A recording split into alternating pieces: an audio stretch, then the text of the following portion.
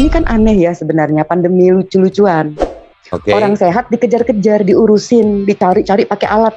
Begitu alat bilang positif atau reaktif, Anda terpapar virus. Nah, tapi orang yang sakit, rumah sakit, itu ditelantarkan, harus nunggu dulu apa kata alat. Coba Pak, gimana otaknya?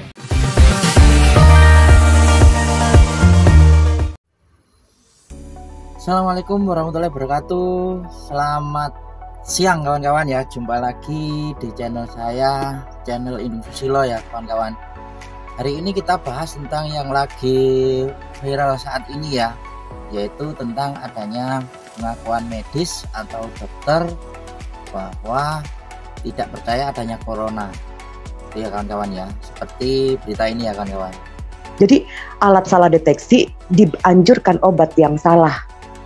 Nah, jadi, makanya bergejala keracunan. Jadi gejala keracunan obat ini, interaksi antar obat, ini yang disebut itu gejala apa? Virusnya lagi kondisi pakai masker. Nah, dengan dibantu dengan dengan kondisi suhu panas, itu pas dicek swab itu hasil bisa positif. Tapi tunggu Pak, 10 menit nanti dicek hidung sebelah ini udah negatif.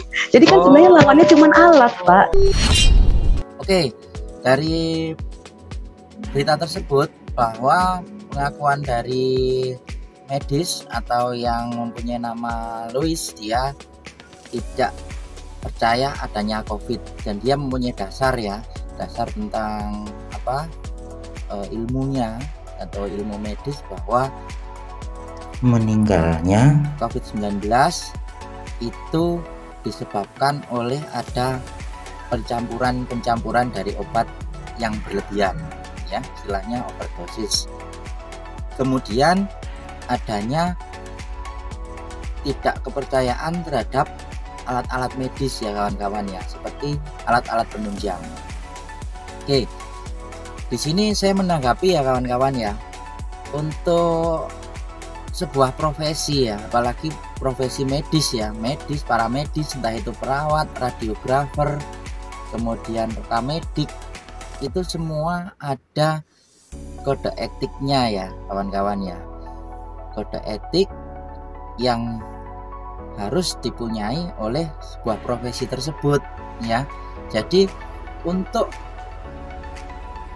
pengusulan atau sesuatu hal yang melanggar kode etik itu juga akan nanti ada prosesnya tersendiri atau proses kode etik. Nah, ini dari kasus ini apakah medis tersebut bisa pelanggaran terhadap kode etik?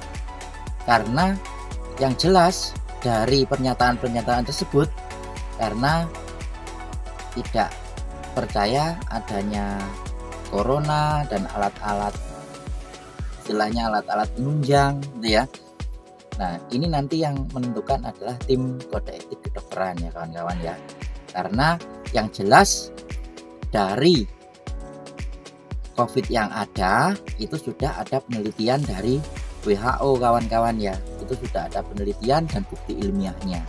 Kalau memang dari medis tersebut ada usulan, seharusnya kan sebelum awal pandemi atau saat dulu masih belajar ya, atau mungkin kan ini sebenarnya corona ini kan tidak baru ya kawan-kawan ya, sudah lama, MERS dulu ya.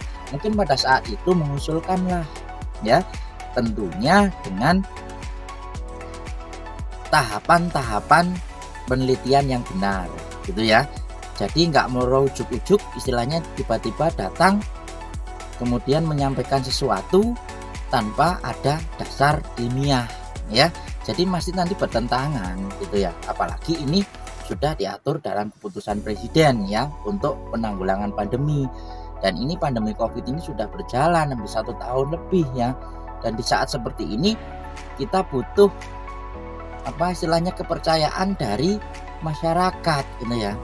Janganlah masyarakat dibuat tidak percaya lagi gitu ya tentang hal-hal saat pandemi ini. Padahal saat pandemi ini sangatlah penting untuk protokol kesehatan. Nah, pengakuan dari medis kemarin, dari saya sebut aja Louis ini ya, itu tidak percaya adanya masker ya. Masker kita itu masker kotor yang terpakai di mulut kita, gitu ya. Nanti kita akan kekurangan oksigen, CO2, gitu ya. Kemudian adanya desaturasi, anosmia, gitu ya. Memang anosmia itu memang gejalanya ya mulai awal memang ada, gitu ya. Kalau memang ada gangguan ini juga bisa. Tapi ini bahwa tidak ada apa-apa, tiba-tiba sakit, ya. Kemudian tandanya ada anosmia, ya. Saya panas misalkan, dada saya terasa sesak, kemudian desaturasi, oksigenasi atau SpO2-nya turun itu secara tiba-tiba, dan ini juga belum minum obat, gitu ya. Nah, kemarin dari Bu Louis ini mengatakan ada pencampuran obat. Lah ini pasiennya belum minum obat, gitu loh ya. Jadi kebanyakan pasien datang ke IGD ini belum minum obat. Jadi belum ada pencampuran golongan, kemudian obat-obat virus yang lain belum. Ini tiba-tiba memang sudah desaturasi, anosmia, gitu ya. Itu yang gejala COVID Delta yang saya terangkan kemarin, itu ya kawan-kawan ya. Jadi nanti biarlah dari kode etik kedokteran yang memutuskan ini akan berlanjut ke hukum atau tidak, gitu ya. Karena kalau memang ini pelanggaran terhadap kode etik, ya nanti pihak hukum yang menentukan nanti ya. Nanti memang ini akan yang jelas akan ada presentasi, ya seharusnya ada presentasi ilmiah, dibuktikan secara ilmiah, dan ini tidak sekarang, seharusnya sudah dulu, gitu ya. Itu pada saat akan kejadian itu tidak apa-apa, mungkin mengusulkan itu ya, usulan, kemudian ini dasar saya, penelitian saya, ini jurnal saya misalkan ya. Kemudian ini penelitian-penelitian yang sudah saya laksanakan sebelumnya, sehingga saya bisa mengatakan bahwa ini benar, gitu ya. Ini bukti ilmiah saya. Nah, itu harus ada. Tapi kalau tiba-tiba ujuk-ujuk kemudian menerangkan bahwa COVID tidak benar, kemudian masker tidak benar, ini merupakan pelanggaran atau tidak, lah itu nanti akan ranahnya ke arah hukum nantinya ya. Karena semua sudah diatur dalam undang-undang, itu ya kawan-kawan ya. Jadi teman-teman tetap hati-hati ya terhadap berita-berita yang hoax ya. Kita harus lebih dewasa, harus kita bijak mensikapi semua ya, dari berita-berita yang ada, ini benar atau tidak, ini hoax atau tidak, gitu ya. Sehingga kita tidak turut untuk menyebarkan hal-hal yang hoax sehingga menyebabkan kerugian orang lain. Karena apa?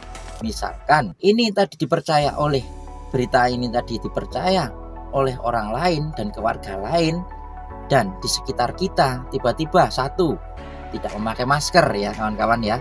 Kemudian yang kedua tidak percaya adanya pemeriksaan seperti tracing ya. Berarti kan ini sudah melanggar 5M itu ya nanti ya. Seperti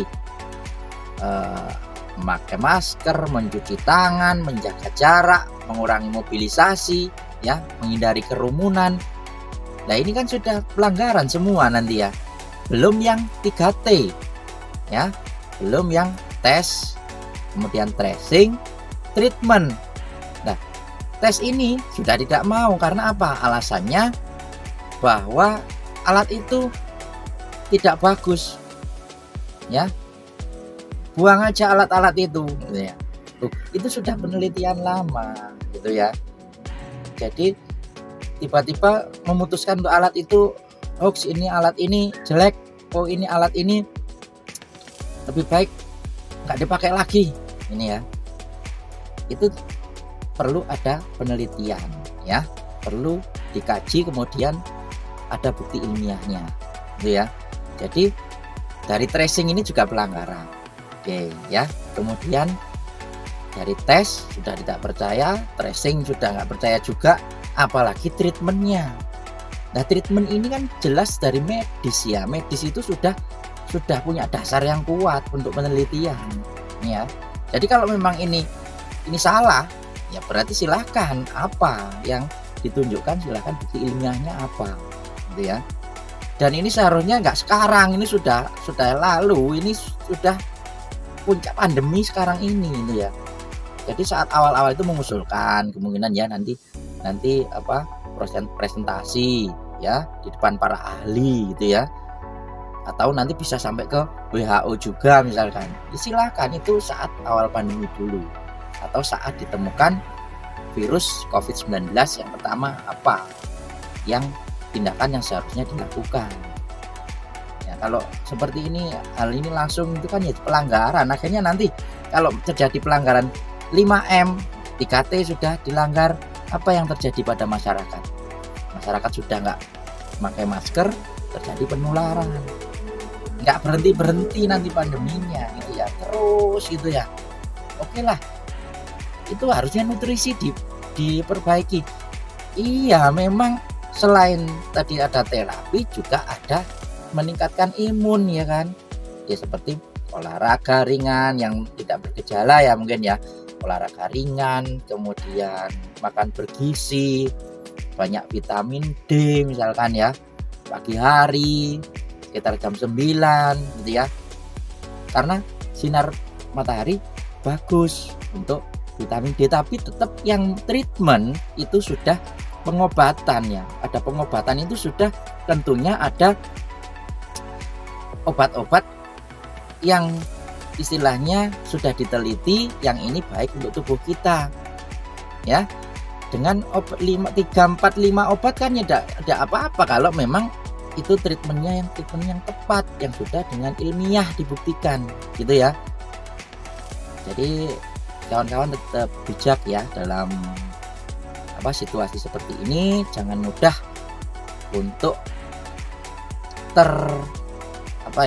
terpengaruh dengan isu-isu hoax, kemudian berita-berita yang dapat merugikan kita sendiri, keluarga, dan orang lain atau warga di sekitar kita, gitu ya.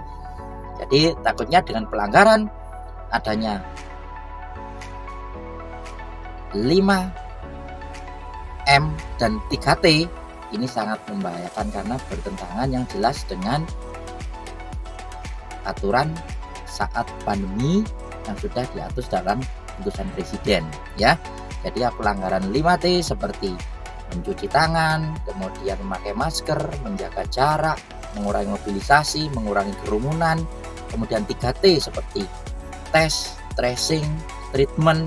Ini kalau dilanggar berarti ada pelanggaran yang harus istilahnya dipertanggungjawabkan. Kalau memang secara ilmiah harus dibuktikan secara ilmiah ya, karena sudah ada aturan di sini yang diatur oleh pemerintah gitu ya. Oke ya kawan-kawan ya, tetap bijak dalam menyikapi permasalahan ini. Nanti dari pihak kedokteran dan tim kode etik kedokteran akan memanggil, kemudian yang atas nama Bu Lois ini akan diminta untuk minggu ini untuk presentasi di hadapan tim etik kedokteran. Nah ini nanti akan diputuskan apakah dari tim medis atau tim etik kedokteran ini merupakan pelanggaran hukum. Dan nanti barulah kalau memang ini melanggar hukum ya nanti ranahnya adalah ranah tindakan selanjutnya, yaitu tindakan hukum itu ya kawan-kawan ya. Jadi kita tetap jangan lupa 5M dan patuhi juga 3T ya kawan-kawan ya, seperti mencuci tangan, memakai masker, menjaga jarak, kemudian mengurangi mobilisasi ya, seperti PPKM ini kan dibatasi ya kan, taati aja dulu ya. Kan siang pun juga masih buka ya, kalau toko-toko kemudian dagang itu masih bisa di siang hari sampai sore misalkan jam 8 ya. Kemudian juga belanja-belanja mungkin yang belanja ya sore atau siang, jadi perputaran ekonomi tetap berjalan ya. Kan siang boleh gitu ya, pergerakan keluar memang dibatasi, tetapi untuk penjualan di dalam ini kan masih boleh. Misalkan coba di Kota Kepanjen ini aja, pagi kan boleh, sampai jam 8 itu masih bisa jualan kok ya. Ya sebagai masyarakat ayolah kita tolong menolong, gotong royong. Gimana caranya? Ya beli. Ayo kita sama-sama beli ke siang hari. Ya coba bengi-bengi rek. Beli kopi ya berarti belinya siang. Ya. Siang ngopinya siang gitu ya. Tetap patuhi protokol kesehatan ya, ngopi jaga jarak ya. Kemudian pakai masker. Supaya ngopi ya dibuka titik terus minum, tutup lagi gitu ya. Kemudian mencuci tangan, kemudian pakai masker, jaga jarak, kurangi mobilisasi, menghindari kerumunan ya. Kalau di warung ya jangan banyak-banyak orangnya gitu ya. Kalau memang nanti take away jam 8 take away ya sudah take away, beli, kemudian beli bebek misalkan, beli lalapan bebek cangkingnya bawa mulai gitu ya, kita bawa pulang. Itu kan masih bisa, jadi ekonomi tetap berjalan. Jadi jangan menyalahkan pemerintah aja gitu ya. Jadi pemerintah itu sudah mengatur ini karena apa? Untuk mengurangi mobilisasi gitu ya. Diberlakukannya sekarang ada PPKM itu untuk membatasi mobilisasi ya. Jadi penularan biar tidak cepat seperti ini ya kawan-kawan ya. Kalau tidak percaya itu UGD, lihat sekarang itu menumpuk di UGD ini ya. Terus terang saya juga pelayanan di gawat darurat ya, bisa sampai satu shift dinas itu bisa sampai 5, 6 bahkan 10 pasien bisa kawan-kawan. Itu ya kawan-kawan ya. Nah kalau ini sudah nggak percaya meneh pemeriksaan penunjang, nah terus penegakan diagnosa di ini gitu loh ya, di mana penegakan diagnosa? Padahal coba kalau kita belajar tentang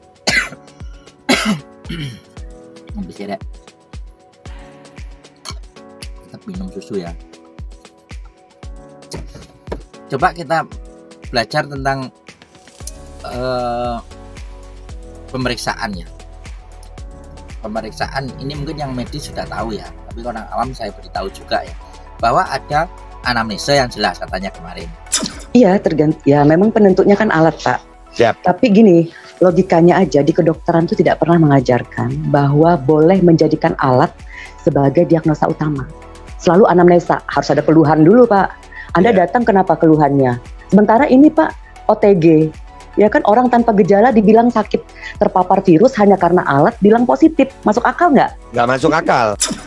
Anamnesa berdasarkan anamnesa saja ya nggak bisa untuk anamnesa saja pemeriksaan. Ya perlu anamnesa itu tanya jawab ya, bisa ke pasiennya langsung atau keluarganya ya.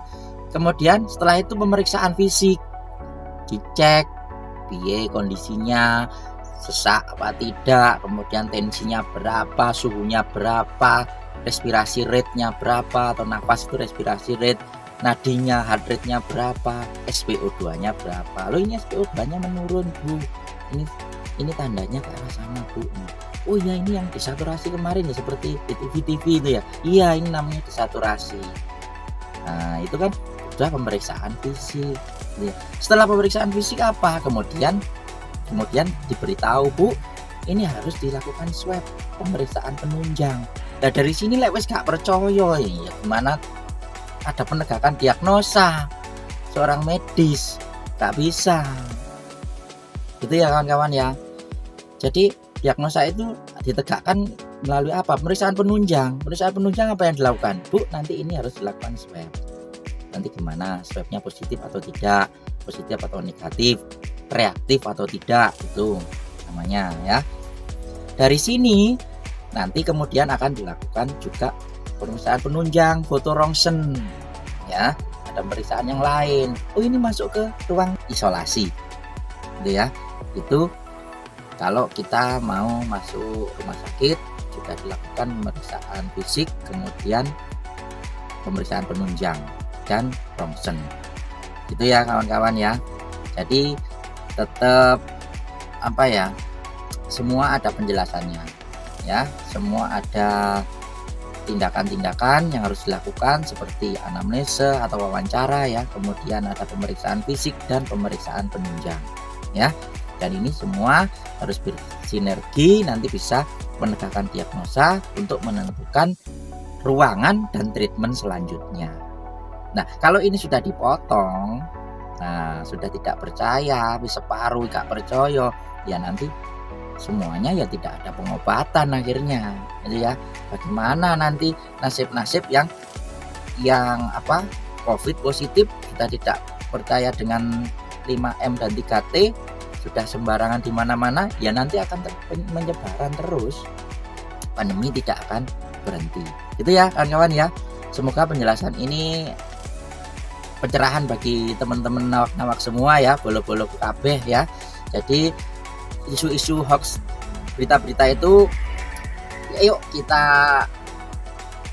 sikapi dengan bijak ya. Kita taat pada pemerintah yang ada ya, kita taat pada pemerintah, aturan-aturan yang ada, kemudian aturan tentang PPKM ini ya, PPKM darurat kita taati ya. Kita tetap 5M dan 3T ya, kita tetap harus mencuci tangan, memakai masker, kemudian menjaga jarak, mengurangi mobilisasi, menghindari kerumunan, dan adanya 3T, tes, treatment, dan tracing ya. Ini yang pemerintah juga terus digalakkan, kemudian nanti biar untuk memutus mata rantai ya. Yang untuk medis tadi, biarlah ini akan tindakan ke arah kode etiknya ya, kode etik kedokteran, semoga nanti bisa jelas semuanya, terbukti secara ilmiah ya. Kalau memang ini kerana hukum, nanti tim kode etik kedokteran yang akan menentukan. Gitu ya kawan-kawan ya, jangan panik, sabar dhisik ya. Semua saling membantu, gotong royong. Lek iso bengi blonjo ya awan, yang penting pakai protokol kesehatan ya. Tetap bantu, kita tetap beli, kopi, tetap beli ke PKL ya, pedagang kaki lima silahkan beli gorengan siang hari. Kalau memang ada PPKM pembatasan ya malam hari ya nggak usah, dulu bukanya ya siang. Nah yang beli ini ya juga siang gitu ya, jadi kita ekonomi juga tetap berjalan. Itu ya kawan-kawan ya, semoga bermanfaat. Jangan lupa like, comment, and subscribe agar channel ini bisa berkembang sehingga dapat memberikan informasi-informasi yang bermanfaat bagi kesehatan, wisata, kuliner, kemudian info kesehatan. Sekian, jangan lupa share ya, bila bermanfaat. Sekian, wassalamualaikum warahmatullahi wabarakatuh. Jangan lupa pakai masker.